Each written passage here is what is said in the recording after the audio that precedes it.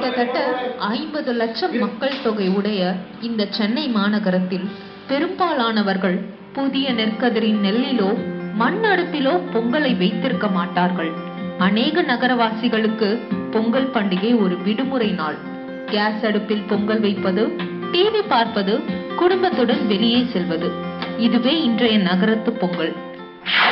நகரத்தில் பிறந்து வளர்ந்து வந்த இவர்களைப் போல் பலருக்கு பாரம்பரியமாக பொங்கல் பண்டிகையை கொண்டாடிய பழக்கம் இருக்காது.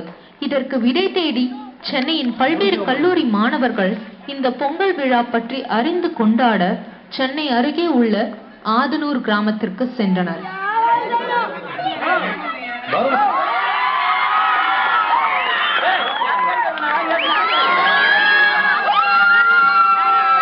நாங்க இந்த ரோட் டிராக்டர்ஸ் பொங்கல்னா என்ன அப்படின்னு தெரிஞ்சுக்கிறதுக்காக கிராமத்துக்கே கூட்டிட்டு கிராமத்துடைய மண் வாசனை பிடிச்சு அந்த பொங்கல் விழா கொண்டாடணும். இந்த பொங்கல் செலிப்ரேட் பண்றதுல நான் நிறைய கத்துட்டேன்.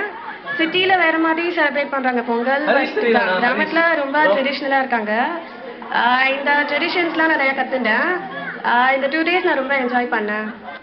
நகர மாணவர்களின் ஒட்டுமொத்த கொண்டாட்டம் கிராம மக்களை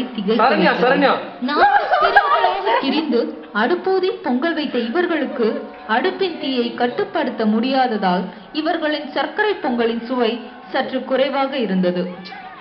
இந்த கிராமத்துக்கு பசங்களை எங்ககிட்ட கேட்டு சந்தோஷமா இந்த பொங்கல் நல்லா சந்தோஷமா கொண்டாடிட்டு போறாங்க, என்ஜாய் பண்ணாங்க. மண் வாசனை மறக்க முடியாம அழகா இது பண்றாங்க.